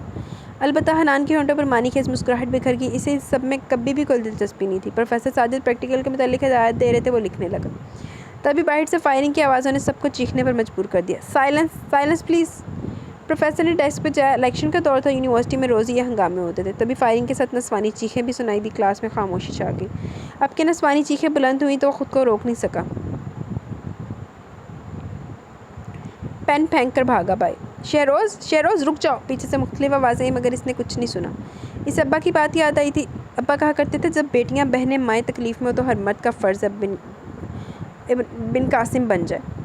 وہ تیری سے ڈپارٹمنٹ سے نکلا، وجاہت ڈوگر اور اس کے کارندے کھینچ رہے تھے اس لڑکی کو کار میں۔ کوئی انہیں روکنے والا نہیں تھا، اس حلقے کے ایم این اے کا بیٹا تھا آخر وہ۔ یونیورسٹی والوں کی کیا مجال اسے روک سکیں؟ اس نے آگے ہو کر ایک جھٹکے سے لڑکی کا بازو کھینچ کر پرے کیا، ارد گرد سناٹا چھا گیا۔ وجاہت اور اس کے بندے آنکھوں میں خون لیے اس کی طرف مڑے، وہ لڑکی ایک طرف کھڑی تھر تھر کانپ رہی تھی۔ میرے راستے سے ہٹ جاؤ شہروز رضوی! وجاہت پھنکارا۔ شہروز نے فوراً عمل کیا، راستے سے ہٹا، مڑا اور لڑکی کا بازو پکڑ کر چلنے لگا۔ گن مین نے گن نکالی مگر وجاہت نے ہاتھ اٹھا کر روک دیا۔ رک جاؤ! وہ چیخا۔ شہروز رک گیا۔ میری تمہارے ساتھ کوئی دشمنی نہیں شہروز، بہتر ہے تم جاؤ یہاں سے۔ وجاہت نے دوبارہ دھمکی دی، اس سے پہلے کہ شہروز کچھ کہتا وہ لڑکی مضبوطی سے اس کا بازو پکڑ کر شہروز کے پیچھے ہو گئی۔ اس سے تمہاری کیا دشمنی ہے؟ شہروز نے اپنے پیچھے کھڑی لڑکی کی طرف اشارہ کیا۔ اسی سے پوچھو، وہ آہستہ سے بولا۔ شہروز مڑا، لڑکی رو رہی تھی۔ تم بتاؤ وجاہت؟ وہ نہیں بتائے گی، ہمارے ہاں لڑکیوں سے تحقیق اور تفتیش نہیں کی جاتی۔ وہ دوبارہ وجاہت کی طرف مڑا، اب کہ اس کے چہرے پر چٹانوں والی سختی تھی۔ وجاہت ڈھیلا پڑ گیا۔ تم اچھی طرح جانتے ہو شہروز، میں ہنگاموں کا قائل نہیں، مگر یہ لڑکی 6 ماہ اس نے مجھے اپنے جال میں پھنسائے رکھا، مجھے لوٹتی رہی، مگر میں اس کے ساتھ فیئر تھا۔ تم مجھے بھی جانتے ہو نا، میں فلرٹ نہیں ہوں، میں نے کبھی کسی لڑکی کے ساتھ فلرٹ نہیں کیا، میں اس کے ساتھ فیئر تھا، حالانکہ یہ سٹیٹس میں میرے ہم پلہ نہیں تھی، پھر بھی میں کمٹمنٹ نبھاتا رہا۔ اور یہ 6 ماہ بعد کہہ رہی ہے مجھے بھول جاؤ، میرا تو نکاح ہو چکا اپنے کزن کے ساتھ۔ 6 ماہ اس نے میرا تماشا بنایا، میرے جذبات کے ساتھ کھیلا، خود کو تماشا بنانے والوں کو نہیں چھوڑتا میں۔ وہ چیخ رہا تھا، لڑکی تھر تھر کانپ رہی تھی، ہر طرف سکوت طاری ہو گیا۔ شہروز نے ایک طویل سانس لے کر لڑکی کو دیکھا، پھر آگے بڑھ کر وجاہت کے کندھے پر ہاتھ رکھا۔ کول ڈاؤن، اس نے آہستہ سے کہا مگر وجاہت اب بھی لال پیلا ہو رہا تھا۔ معافی بہترین انتقام ہے وجاہت، چلے جاؤ یہاں سے، اس نے کہا۔ وجاہت نے جھٹکے سے اس کا ہاتھ پرے کیا اور چلا گیا۔ سب حیرانی سے شہروز کو دیکھ رہے تھے لیکن وہ دیکھے بنا لڑکی کی طرف متوجہ ہوا۔ لڑکیاں غرور ہوتی ہیں، اپنا بھی اپنے گھر والوں کو بھی، افسوس اس غرور کو وہ خود توڑتی ہیں۔ چلو گھر اپنے۔ اس نے اس کے سر پر ہاتھ رکھا، پھر اسے ساتھ لے کر چلنے لگا، پھر رکشہ کروا کر اسے بٹھایا اور لوٹ آیا۔ محمد بن قاسم بننے کے لیے ضروری تو نہیں تھا کہ نیک بیٹیوں کی پکار پر ہی جایا جائے۔ بیٹیاں تو بیٹیاں ہوتی ہیں۔ اسے آج کم از کم ابا کی یہ بات سمجھ آ گئی تھی کہ بیٹیاں بیٹیاں ہی ہوتی ہیں، چاہے غلط ہو چاہے صحیح۔ ابن آدم کا حق ہے کہ وہ ان پر نرمی کرے۔ ایک اور بات جو اس کی سمجھ میں آئی وہ یہ کہ ہمیشہ ابن آدم ہی غلط نہیں ہوتا۔ وجاہت اس کا کالج فیلو رہا تھا، گو کہ وہ فزکس میں تھا اور شہروز کیمسٹری میں، مگر اس نے پھر بھی مان رکھا تھا شہروز کی مان کر۔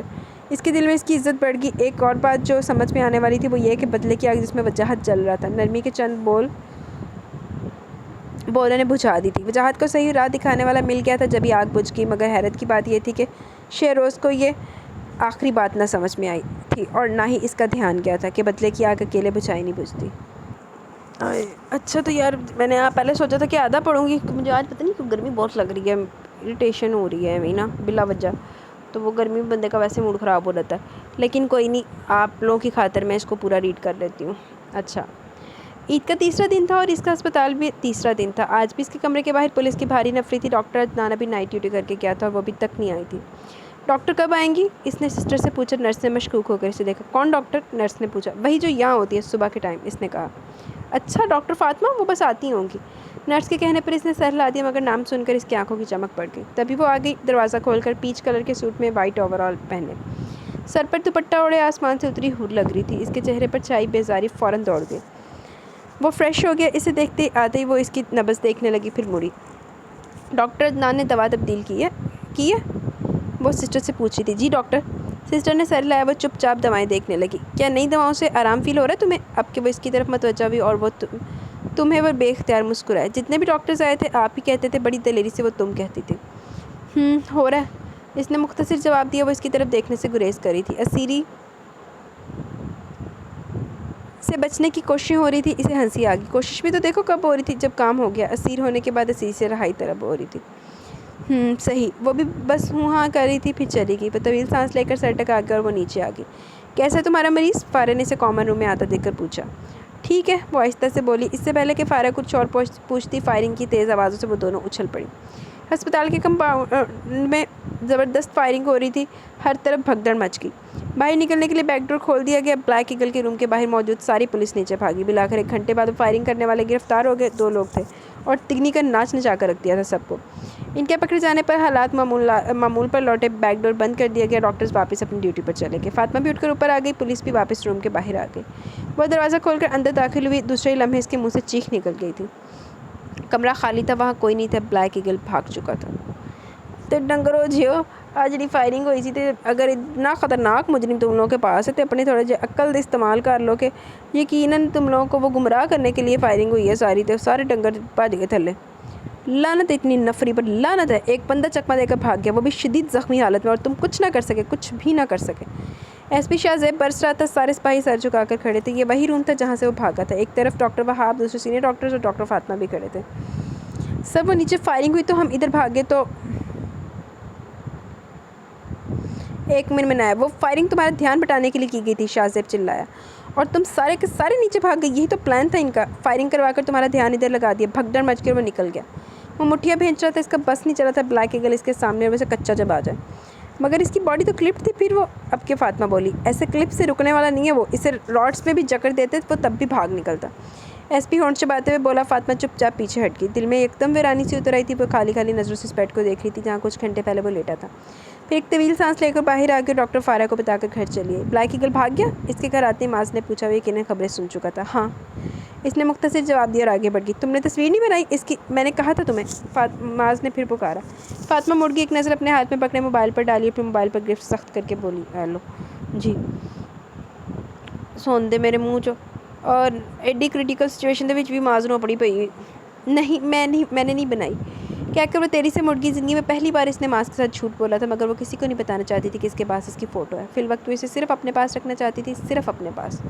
معصوم شیطان کی یہ بھاگنے والی شیطانی سے اداس کر گئی تھی۔ آہو تیری خاطر اتنے بیٹھا رہنا تو پولیس دے چڑھ جاتا۔ وہ کیوں اداس تھی اسے خود بھی سمجھ نہیں آ رہا تھا، نہ ہی اسے اس سے نفرت محسوس ہو رہی تھی اور نہ ہی غصہ آ رہا تھا۔ کیا بات ہے ابا کچھ پریشان ہے؟ وہ کب سے دیکھ رہا تھا ابا کوئی خاموش لیٹے. زنیرہ بھی 2-3 مرتبہ پوچھ چکی تھی. نہیں بیٹا, انہوں نے تسلی دی. نہیں کچھ تو ہے, کیا ہوا ہے؟ اب کہ زنیرہ بولی. وہ دونوں اٹھ کر ابا کے تخت پر آ بیٹھے. ابا مسکراتے ہوئے اٹھ کے. جس باپ کی تمہارے جیسی اولاد ہو وہ پریشان نہیں ہوا کرتا. انہوں نے دونوں کو ساتھ لگایا. آنکھیں نم ہو رہی تھی. زہرا سے ملنے کا بہت دل کر رہا تھا, اسے لے کر آتے. شہروز, انہوں نے کہا. کل لے آؤں گا ابا. وہ فوراً مان گئے. کل کس نے دیکھا؟ ابا کا لہجہ. وہ چونک کر انہیں دیکھنے لگا. ابا آپ ٹھیک ہیں؟ اس نے تڑپ کر کہا. زنیرہ تو رونے لگی. ارے میری گڑیا بیٹی, میری بیٹی تو بہت بہادر ہے نا, رو کیوں رہی ہو؟ ابا نے اس کا سر پر ہاتھ رکھا. وہ اور شدت سے رونے لگی. شہروز پریشان ہو گیا تھا. کیا ہوا ابا, کچھ تو بتائیں, اس نے اسٹارٹ کیا. ابا مسکرا دیے. کچھ نہیں ہوا شہروز. انہوں نے طویل سانس لے کر دوبارہ دونوں کو ساتھ لگا لیا. ایک بات یاد رکھنا تم دونوں, زندگی میں جو کام بھی کرنا پوری ایمانداری اور سچائی کے ساتھ کرنا, اور ایسا کرتے ہوئے کبھی بھی انجام سے مت ڈرنا. انسان کو زندگی ایک ہی بار ملتی ہے, اور اصل بات تو یہ جو زندگی ہم جی رہے ہیں نا, یہ تو خواب ہے. آنکھ تو مرنے کے بعد کھلے گی. زندگی تو وہاں شروع ہوگی جس میں موت نہیں ہوگی. تو کوشش کرنا کہ خواب کدھر گیا, خواب میں تو اچھے کام کر سکو. ان کا لہجہ بھرا گیا. تم میرا غرور ہو زونی. انہوں نے زنیرہ کا ماتھا چوما. اس غرور کو ٹوٹنے نہ دینا کبھی. بہادر اور اچھی بیٹیاں خود کو توڑ لیتی ہیں, ماں باپ کے غرور کو نہیں ٹوٹنے دیتی. وہ اس کے آنسو صاف کر رہے تھے. اور تم میرا مان ہو شہروز. غرور ٹوٹنے کا تو اتنا دکھ بھی نہیں ہوتا جتنا مان جانے کا ہوتا ہے. میرا مان نہ توڑنا کبھی. ایمانداری کو اپنا اوڑھنا بچھونا بنا لینا. وہ اب شہروز کا ماتھا چوم رہے تھے. پھر وہ اٹھ گئے. ابا دیا گلا میں نے صحیح نہیں لگ دیا. میں لگتا ابا ٹورن لگا. میں ذرا زہرا سے مل رہا ہوں, وہ میری سب سے صابر بیٹی ہے. انہوں نے کہا اور چلے گئے. پیچھے سے وہ دونوں ساکت بیٹھے تھے, بالکل ساکت. گلا یہ بڑیاں ایموشنل کر کے گیا. خوش آمدید, خوش آمدید, ویلکم بیک. سلطان نے کھڑے ہو کر اسے گلے لگا لیا. میرا شیر لوٹا ہے. جاؤ اعلان کرو, آج جشن ہوگا یہاں, جشن. سلطان دونوں ہاتھ اٹھا کر بول رہا تھا. اس کے چہرے پر پھیلی مسرت اور خوشی اندھا بھی دیکھ سکتا تھا. وہ خوش تھا, بے تحاشا خوش. ابھی تم آرام کرو, تمہارے زخم ٹھیک ہو جائیں پھر بات کریں گے. سلطان نے اس کا شانہ تھپکا. میری زندگی میں آرام کا لفظ نہیں ہے سلطان. آئندہ میرے لیے لفظ بولنا بھی مت. اس کا لہجہ سرد ہو گیا. وہاں موجود کچھ لوگ اسے رشک, کچھ حسد اور کچھ حسرت سے دیکھ رہے تھے. وہی تو تھا واحد جو سلطان کے آگے بولتا تھا, اور سلطان کبھی برا بھی نہیں مانتا تھا. سلطان کا لاڈلا تھا وہ, لاڈلا شیر. اب بھی وہ ہنس پڑا. اوئے میرے شیر, چل جا پھر جو تیرا دل کرتا کو کر. اس نے فوراً الفاظ واپس لیے. وہ اٹھا اور لنگڑا کر چلنے لگا. 2 قوی ہیکل آدمی سے سہارا دینے کو بڑے, مگر اس نے ہاتھ پر اٹھا کر روک دیا, اور ویسے ہی چلتا ہوا اوپر آ گیا. کمرے میں آتے ہوئے بیڈ پر گر گیا. تبھی کمرے کا دروازہ جھٹکے سے کھلا. خوبصورت سی لڑکی اندر داخل ہوئی. اسے دیکھ کر وہ دوبارہ اٹھ بیٹھا. Congratulations dual and welcome back, وہ بولی. یاقوتی لبوں سے الفاظ نکل رہے تھے. دیکھنے میں یوں لگتا ہے جیسے میدے کی بنی ہو. نازک سے وہ مسکرا رہا تھا. ایس پی کو تمہارا سلام کہا تھا, وہ بولا. اب کے آنے والی کی چہرے کی مسکراہٹ سمٹ سی گئی. اوہ, وہ بولی. وہ پھر دوبارہ ہنس پڑی. ان کی نظریں نہ جان پائیں ہماری اچھائیاں محسن. ہم جو سچ میں خراب ہوتے تو سوچو کتنے فساد ہوتے. اس نے شرارت سے شیر پڑھ کر بلیک ایگل کو دیکھا. وہ بھی ہنس پڑا. میں ایس پی بن کر جواب دوں تمہیں اس کا؟ اس نے پوچھا. ایزا نے سر ہلا دیا. کس کے دل میں کیا چھپا ہے یہ رب ہی جانتا ہے. دل جو بے نقاب ہوتے تو سوچو کتنے فساد ہوتے.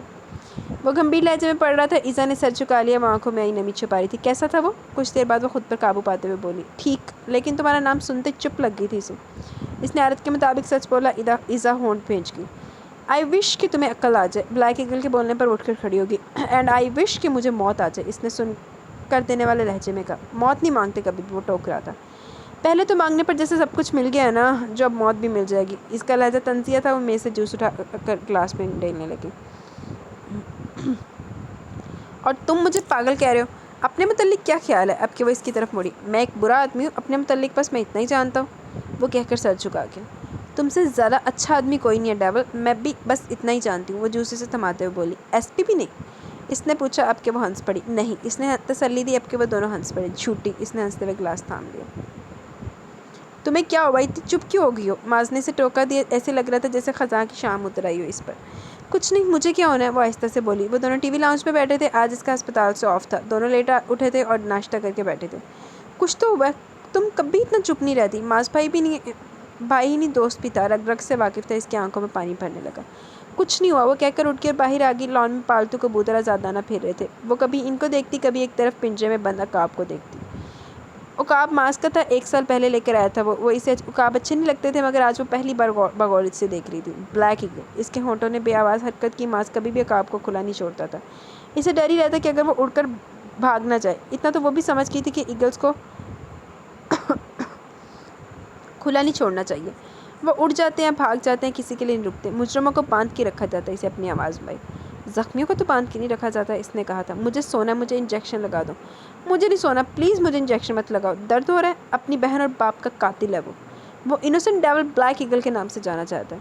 خون سے رنگے ہیں اس کے ہاتھ، طرح طرح کی آوازیں اس نے ہاتھ دونوں کانوں پر رکھ لیے۔ وہ قابل نفرت تھا اور وہ نفرت کرنے کے قابل بھی نہیں رہی تھی۔ اس نے چھوڑا ہی نہیں تھا اسے اس قابل، اسے تو بس وہ آنکھیں ہی بے بس کر گئی تھی۔ ڈاکٹر عدنان کے بلانے پر یہ تو بولے ہی نہیں۔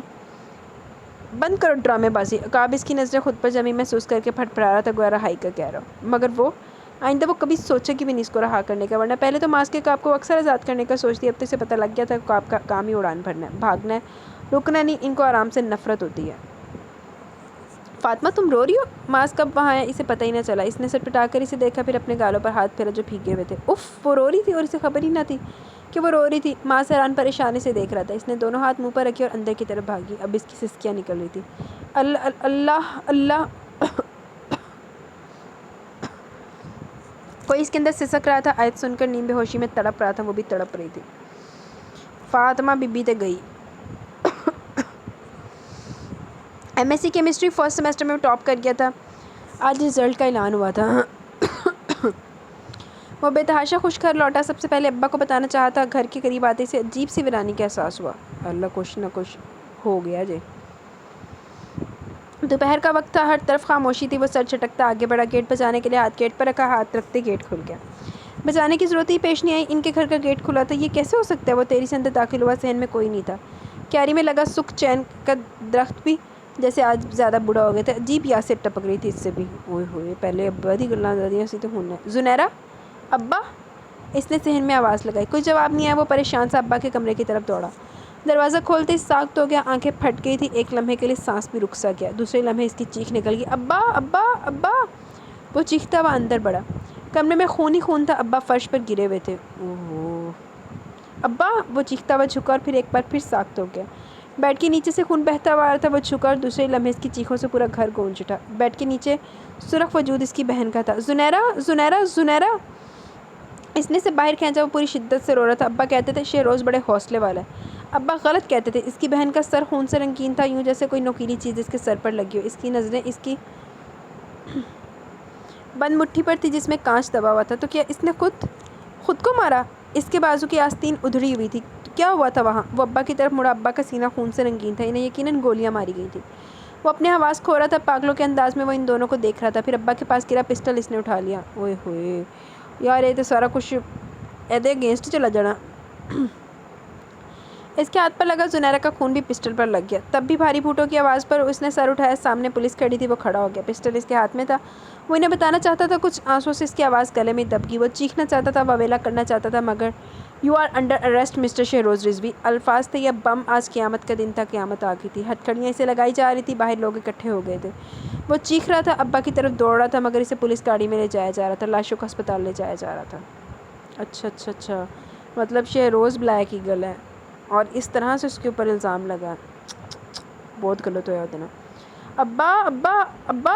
زنیرہ زنیرہ! اس کی چیخیں گلی میں گونج رہی تھی، وہاں موجود ہر بندہ رو رہا تھا۔ پورا محلہ اکٹھا ہو گیا۔ تب کہاں تھے سب جب یہ ظلم ہوا تھا؟ پولیس کیسے آ گئی وہاں؟ ان باتوں کا ہوش کسے تھا؟ لوگ تو حیران کھڑے تھے۔ خون سے اٹے دو وجود ایمبولینس میں ڈالے جا رہے تھے اور یہی خون پولیس کی گاڑی میں اس کے ہاتھوں پر تھا۔ وہ بلک رہا تھا، سسک رہا تھا، اس کی کوئی نہیں سن رہا تھا، کوئی بھی نہیں۔ کمرہ عدالت میں خاموشی طاری تھی۔ دلائل اور ثبوت پیش ہو چکے تھے۔ اپنے باپ اور بہن کا قاتل کٹہرے میں کھڑا تھا، نڈھال۔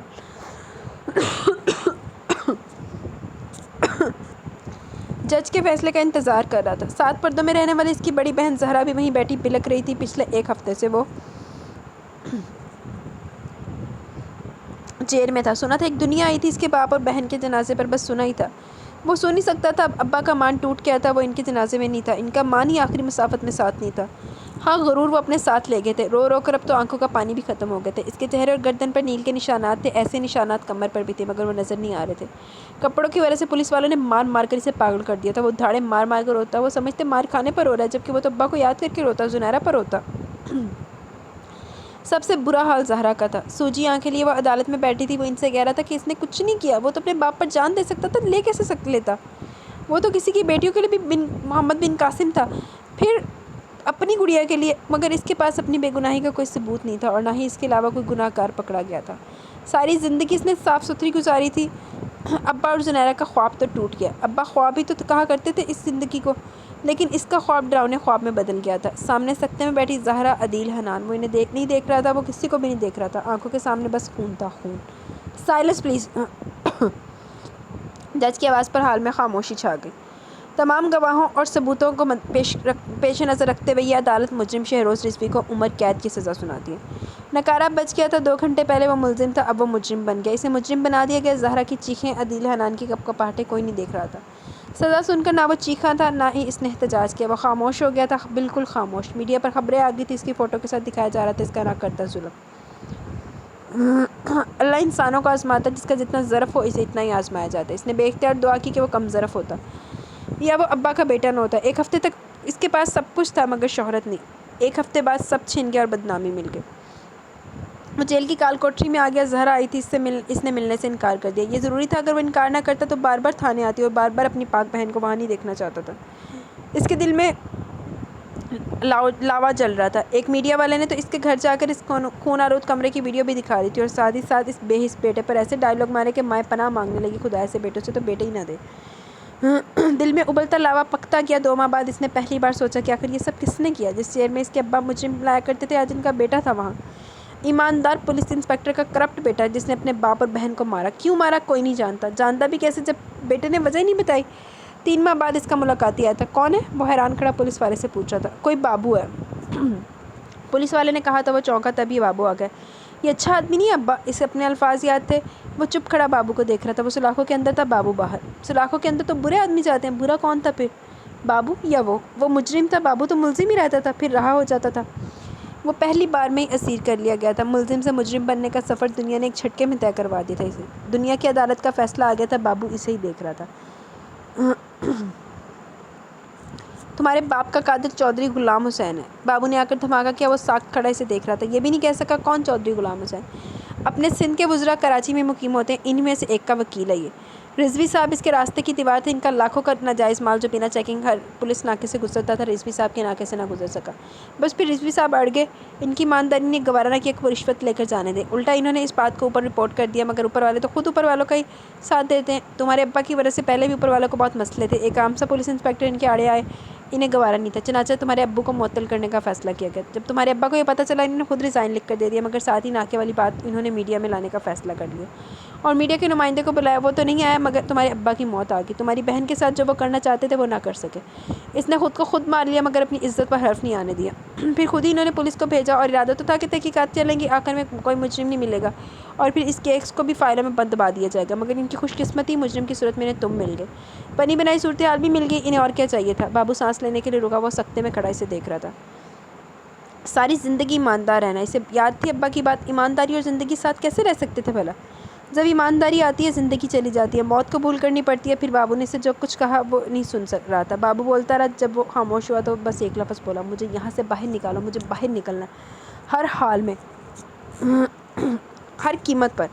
اس کی آنکھوں میں خون اترا ہوا تھا۔ بابو نے اپنا بھاری ہاتھ اس کے ہاتھ پر رکھا، پھر تھپ تھپا کر مڑ گیا۔ تھپ تھپا، تھپ تھپ تھپ۔ کھڑکی بج رہی تھی، اس نے ہڑبڑا کر آنکھیں کھولی۔ رات کے 11 بج رہے تھے۔ وہ تیزی سے اٹھی، خوف کی لہر اس کے وجود میں دوڑ گئی۔ آہستگی سے چلتی چلتی وہ کھڑکی کے پاس آئی۔ کون کون؟ اس نے بمشکل کہا، ساتھ ہی موبائل اٹھا لی تاکہ ماس کو بلا سکے اندر کمرے میں۔ آپ کا مریض، آواز تھی یہ بم، وہ اچھل پڑی۔ 2 منٹ تک وہ بے یقین رہی، پھر اس نے ونڈو ہٹا دی۔ وہ وہی تھا، وہ واقعی وہی تھا۔ وہ آنکھیں پھاڑے دیکھ رہی تھی، بڑے عجیب طریقے سے وہ پائپ پر چڑھا ہوا تھا۔ اے اللہ! چلو جی، ڈاکٹر صاحبہ کا گھر آ گیا، بلیک ایگل۔ تم الفاظ اس کے منہ سے ٹوٹ کر نکلنے لگے۔ مقابل نے ہاتھ بڑھا کر اندر چھلانگ لگائی۔ اس کے منہ سے چیخ سی نکلنے لگی، مگر اس نے آگے ہو کر فوراً ہاتھ اس کے منہ پر رکھ دیا۔ اس کی چیخ اس کے بھاری ہاتھ تلے دب کر رہ گئی۔ وہ اس کے قریب کھڑا تھا، بہت قریب، اس کے منہ پر ہاتھ رکھے گھر تک آ گیا تھا۔ وہ اس کے آسان خطا ہونے لگے۔ کیسی ہو ڈاکٹر؟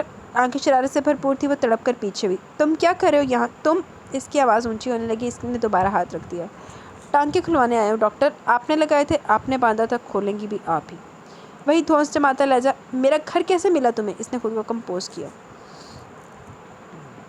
ادھر ایک بار پھر شرارت ابھر آئی۔ ڈھونڈنے نکلا تو مل ہی گیا، کہہ کر مرے سے بیڈ پر بیٹھ گیا۔ وہ حیران کھڑی اس کی حرکتیں دیکھ رہی تھی۔ مجھ سے ڈر تو نہیں لگ رہا ڈاکٹر؟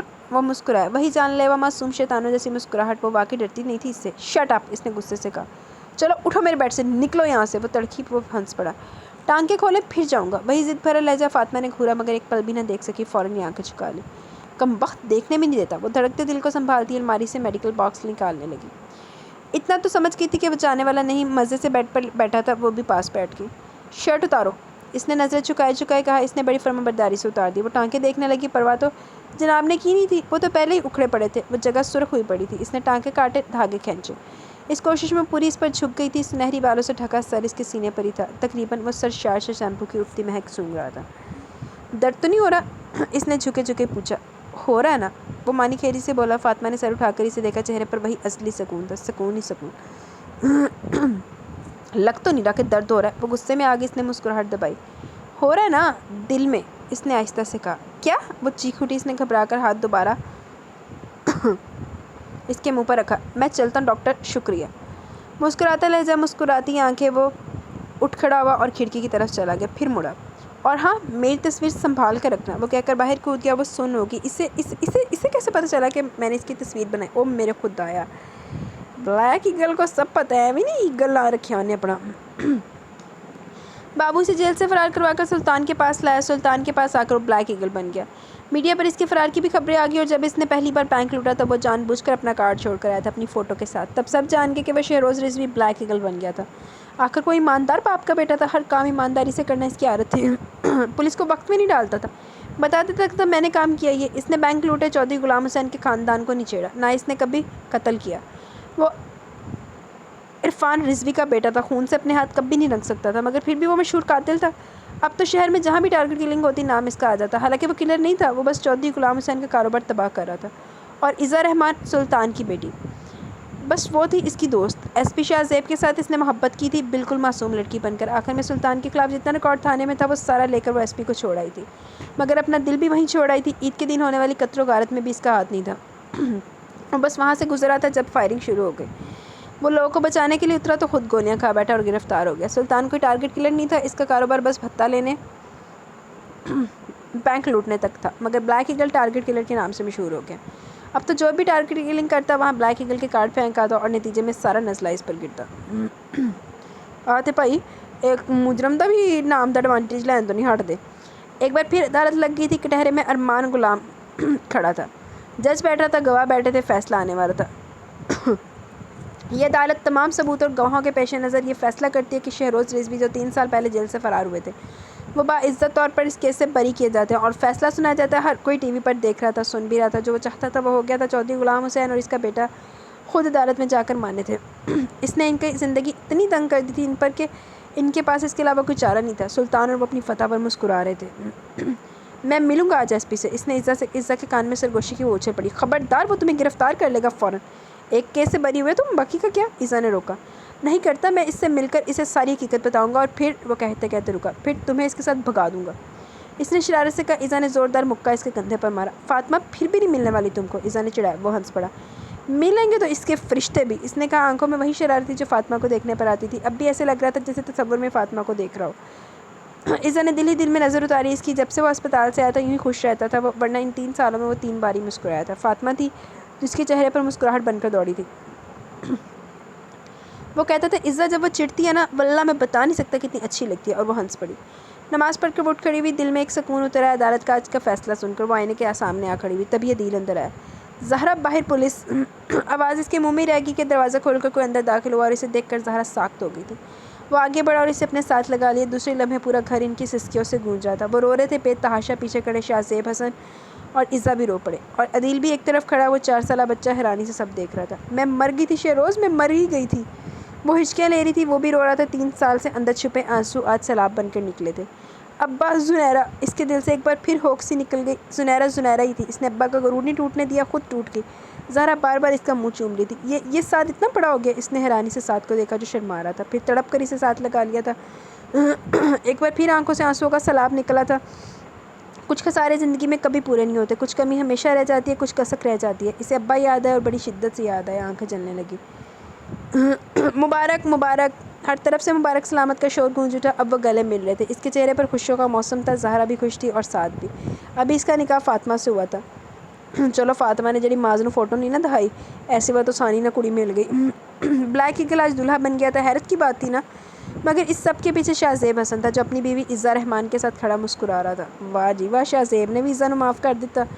جس دن شہروز رضوی سے ملا اسی دن وہ اس کا فین ہو گیا تھا۔ عزہ نے شرمندگی سے جب اس سے معافی مانگی تھی اس کا سارا غصہ پل میں اتر گیا۔ محبت کرنے والوں کو بھلا محبوب پر کہاں غصہ آتا ہے؟ وہ عزہ سے کیا ملا، اسے زندگی مل گئی۔ پھر فاطمہ کے گھر والوں کو منانے والا بھی وہی تھا۔ کچھ دیر بعد فاطمہ کو اس کے ساتھ لا کر بٹھا دیا گیا۔ ڈیپ ریڈ فراک میں وہ آسمان سے اتری حور لگ رہی تھی۔ آنکھیں جھکی ہوئی لرز رہی تھی، دل دھڑک رہا تھا۔ اس کے ساتھ بیٹھتے اس کی آنکھوں میں شرارت اتر آئی تھی۔ ابھی نکاح ہوا تھا، رخصتی 2 ماہ بعد تھی۔ چلو جی رخصت کرا کے لائی جاندہ، لیکن میں لگتا ہن ایگل صاحب تھوڑا سیٹل ویٹل ہوں گے پھر کڑی لے جائے گا۔ میں آج پھر آؤں گا ڈاکٹر، کھڑکی کھول کے رکھنا۔ اس نے شرارت سے سرگوشی کی، بے اختیار سمٹ سی گئی۔ پھر دکھاؤں گا تمہیں کہاں کہاں درد ہوتا ہے، بس تمہیں دیکھ کر۔ وہ مزید شرارتی ہوا، وہ سرخ ہوگی۔ لوگ چاند سورج کی جوڑی کہہ رہے تھے، آج ڈانٹنا نہیں مجھے؟ اس نے پوچھا۔ فاطمہ نے سر جھکا دیا، وہ ہنس پڑا۔ علاج کرتے کرتے لا علاج کر دیا مجھے۔ وہ سرشار تھا اپنی فتح پر، وہ جھکے سر کے ساتھ مسکرا دی۔ زندگی کی راہ گزر روشن تھی، راستہ صاف تھا۔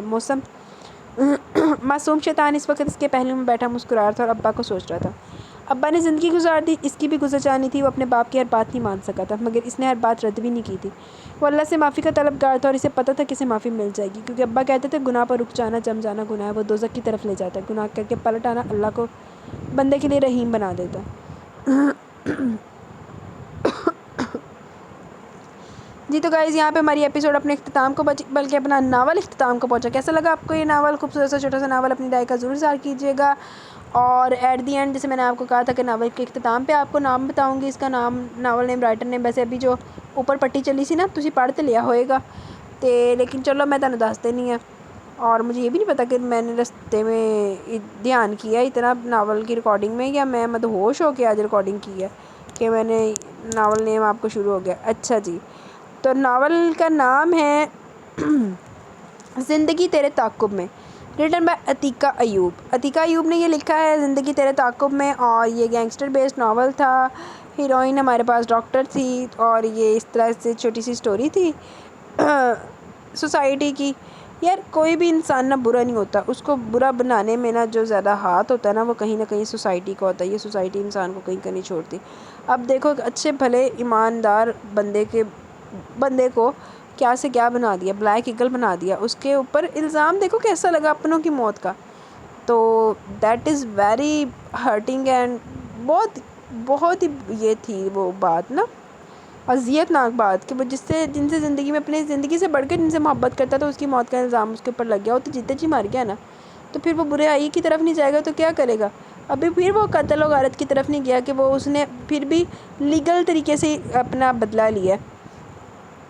تو یہاں پہ اپنا ناول اختتام کو پہنچا۔ کیسا لگا آپ کو یہ ناول؟ اپنی رائے کا ضرور اظہار کیجیے گا۔ یہ عید اسپیشل ناول تھا، تو ہو سکتا ہے عید میں مصروفیت کی وجہ سے میں کوئی چھٹی مار لوں، تو میں نے کہا آپ کو پری عید ناول دے دیا جائے۔ تو ابھی مجھے اجازت دیں تاکہ آپ تک ناول پہنچ سکے۔ انشاءاللہ کل ملیں گے نیو ناول کے ساتھ، تب تک کے لیے اپنا بہت سارا خیال رکھیں، دعاؤں میں یاد رکھیں۔ اللہ